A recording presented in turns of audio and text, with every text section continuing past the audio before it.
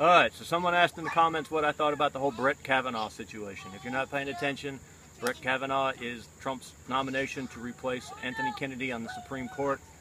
Kavanaugh is considered pretty conservative by normal standards, and he's considered to be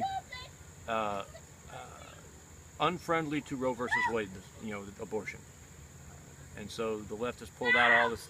They haven't really done too much to try to block it so far, because the Republicans control the Senate and there wasn't a whole lot they could do. Here at the last minute, though, they've thrown a Hail Mary pass and they found some woman out in California, a doctor of psychology, a research doctor. She's a doctor at a college in California, so that tells you everything you need to know about her. Almost everything you need to know about her. And she says that Kavanaugh and his buddy tried to rape her in high school. They went to different high schools, but they were at a party together, and she says him and his buddy got really, really roaring drunk and tried to force themselves on her in a bedroom. Sorry, the mosquitoes are all over my camera, woman. It has stalled the nomination, which was headed to a vote in the committee. Right now it's in the Senate committee to see if they're going to recommend him for confirmation to the full Senate. The committee is where they got the best chance of stopping it or derailing it. So it was headed for a vote in the committee on Thursday. They have now gotten Jeff Flake. Listen, if you're in Arizona and Jeff Flake is your senator, please call him and tell him whatever ugliness you want to. The man deserves whatever you say to him, he deserves. That's all I got to say about Jeff Flake. I don't know what it is about Arizona Republicans, but you guys got to get it together out there. We got rid of McCain by the grace of God. Now y'all do something about Flake. Actually, I think he's resigning. I don't think he's running anymore. I think he's decided he's done, which, again, is a great thing for the Republic, because Jeff Flake's now like, oh, he's flaked out. Oh, I don't know. I'm not sure if I can vote for him. As if we haven't seen this from the libs before. They did the exact same thing with Roy Moore. They tried with Clarence Thomas in the hashtag MeToo movement. The hashtag MeToo movement moment. We should have seen this coming. I actually, as soon as they announced it, it didn't surprise me in the least. I hadn't predicted it. I wasn't thinking about it, but as soon as it came up, I was like, oh yeah, that makes sense. So the Dems are trying to delay this nomination long enough to get past the midterms. They're hoping they can control the Senate after the midterms, which if you don't vote, and those libs take the Senate in the midterms, and we lose this pretty good Supreme Court nominee, I will be mad at you. Don't tell me if you don't go vote. I don't want to know about it. I do not want to know about it if you don't go vote. I don't care that they're not perfect. I don't care. The alternative is so far worse that there's no reason for you not to take 30 minutes out of your day and go vote. That just drives me crazy. Anyway, I'm sorry. Back on track. They're trying to stall the nomination past the midterms. Hopefully they control the Senate in their minds, and then they can force Trump to withdraw the nomination, or make the nominating fight so incredibly painful that Kavanaugh will withdraw himself, and Trump will have to nominate someone more likely to support their alleged right to sacrifice their children on the altar of Moloch, because that's all these people care about. They want to kill babies and sacrifice them on their altar. Abortion, obviously, I'm speaking metaphorically, mostly. But they'll sacrifice anything. They'll face any risk, bear any burden, any hardship. They will put it all on the line for abortion. That is just the single most important thing to them, and they don't even know why. They don't even really know why. It's not even about women's rights anymore, because you got such effective birth control these days. Anyway, it's a whole nother rabbit trail. I'd love to talk about it, but not right now. Right now we're talking about Brett Kavanaugh. So there we go. Now there's another whole aspect of this thing, and it's this moment we're at in our culture where women are unassailable, and any word that comes out of a woman's mouth, no matter how crazy or far-fetched, has to be taken seriously. I think about this Asia Argento woman who was accusing someone of sexually assaulting her while she'd been carrying on an affair with an underage boy, and all the, and on and on and on and on and on. There was these female politicians in California who were all about hashtag MeToo, and then they were getting accused of sexual harassment. Just it doesn't matter what comes out of a woman's mouth these days. It's supposed to be taken 100% at face value and as 100% gospel. This woman's lawyer, this woman who's making these accusations, said it's not her job to corroborate her story. Yeah, it is. It is. If you make a claim like this that is clearly defamatory, it seems like it is your job to back it up. But this whole, hashtag MeToo, just feminism in general, is so far off the rails. It's so far disconnected from any kind of reality or even integrity. It's just become a morality unto itself.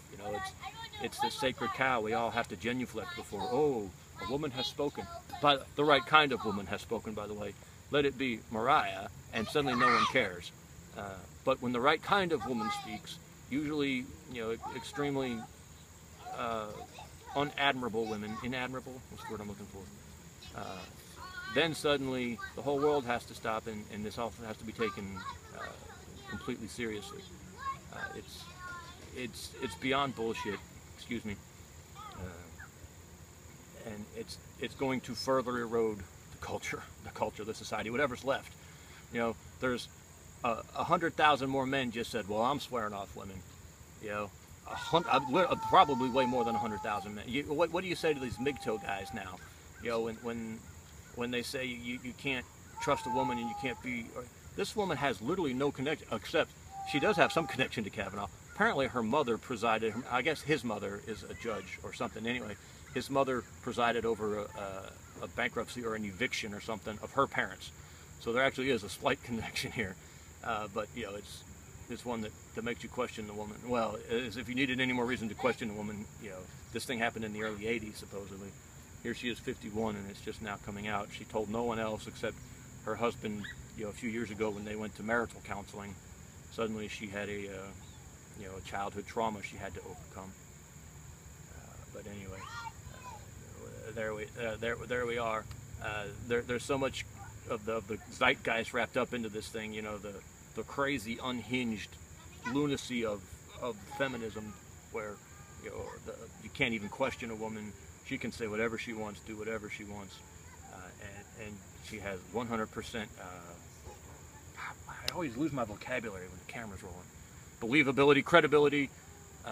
You can't question her at all. That woman the initial woman who made the accusations against Roy Moore was a lunatic. If you read her whole story, she was a crazy woman who'd made these accusations against other people in the past. But you couldn't talk about any of that. You couldn't examine the victim. You have to take the victim's story at complete face value. It's completely true, no matter what. She spoke these words. She uttered them. The syllables rang out in the universe. It must be true. Craziness. I don't know what to tell you, MGTOW guys. I can't really, look, let's assume for 1 second this happened. Let's assume for 1 second Brett Kavanaugh got roaring drunk when he was 17 years old and did something despicable. Molested this girl. Because if her claims are true, what he did deserved to get his ass whipped, at least. He was 17. He was roaring drunk. I'm not saying it was okay, but there's context here. Now the man has, this was in the early 80s, so what's that? Let's say 82, let's say 85. No, let's say 82. 18 years to 1990, and another 18. It's 36 years ago this happened. 36 years ago this has happened. For 36 years, the man's lived a solid life, exemplary as far, maybe not exemplary, but solid. There's no other accusations that he's done anything else crazy or untoward. He had something happen when he was 17, allegedly. I'm not saying it happened. I don't think it really did. The only other supposed witness at this point is denying the event. So it's literally a he said, she said. Actually, it's a she said, two he says. He said, that doesn't matter. Where was I going with all this? But okay, 36 years ago, something happened. Something serious and major, if it was real. But 36 years ago. And the man's whole life gets thrown out. Everything that happened since he was 17 years old gets thrown out up to this point. I'm not okay with that. I don't think many of you are okay with that either. I don't think any of you women watching this are really okay with that. I don't know anyone who thinks that things they did when they were 17. I have things I did when I was 17 that I would not tell you about. Things I'm ashamed of and that I wouldn't want anyone to know about. It's not like I know what you did last summer. I mean, I didn't murder anybody, but it's just stuff. We all have it in our backgrounds. Hell, I have to be honest with you. It was a lot more recent than 17. All right, let's say that.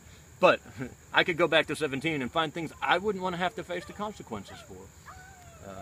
And it probably doesn't serve any real societal purpose for me to face those consequences at this point in time. I mean, there's always, we won't get into sin and redemption and forgiveness and all that stuff, but just craziness. Even assuming this is true, the woman doesn't claim he actually raped her, as far as penetrative sex. I hate it that we even have to make these distinctions anymore, because any claim now is rape.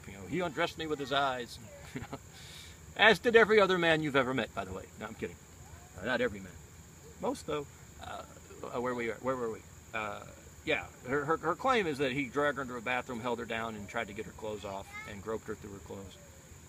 And then him and his drunken buddy got into some kind of tussling match and rolled off of her, and she ended up running away. So even if that's true, yeah, there you go. I don't know what to say about it. I'll just babbling. Please vote. Please vote in the November midterms. Please vote. These people are evil. They will lie and destroy just so that they can lie and destroy more. This is all about, we want to make sure we can abort enough babies. It's not bad enough that we're killing 3 million babies in this country a year through abortion. 3 million. By the way, most of them minorities. In 100 years, it will be very, very, very rare to see a black person in this country. And you can largely blame abortion and the left and Margaret Sanger. You may think white people hate you. You may think conservative white people hate you, but no matter what we've done to you, it's not as bad as the genocide Planned Parenthood has unleashed on you black people. Anyway, neither here nor there. Where was I? Oh, so they will kill and lie and cheat and destroy, just so they can lie and cheat and kill and destroy some more. Basically, that's what it boils down to. They found someone to say something crazy, so they can do everything in their power to make sure they don't lose Roe versus Wade, because that's all they care about at the end of the day. Whether they want abortion, if they have abortion, then they'll try for all the crazy weird sex and redefining marriage and taking the children that whose parents won't kill them. But it all starts with abortion for them. So that's my take on the whole thing. It's false. It's fake. It is shameful. Jeff Flake deserves to be horsewhipped. He should be tied to a post and horsewhipped. Jeff Flake, you have zero integrity. You have zero testosterone. Oh, I'm no longer comfortable voting for this nominee. If you honestly thought that, here's what makes me mad, Flake. If you were just a flake, if you were just stupid, I might be okay with it. I might say, okay, this guy's just a moron. And you are a moron, but you're not a stupid moron. You're just a moral moron. Or you have a moronic morality. I don't know. Anyway, I despise you, Jeff Flake. I mean, I have. You know what? Because Dianne Feinstein, she's honest. She's who she is. Who are some of those other idiots up there? Schumer. Schumer's an honest idiot. Nancy Pelosi, she's an honest idiot. She's doing what she said. You Flake, you're a snake in the grass. You're slithering around down there pretending to be one thing and doing everything else to the contrary. You need to change that little letter after your name and present yourself the way you vote, because you're just a snake in the grass. You're no longer Jeff Flake, you're Jeff Snake. If we ever have the extreme misfortune to refer to you on this channel again, it will be as Senator Jeff Snake of Arizona. Arizona, get your head out of your ass and start electing some people worth being in there, all right? Thank you.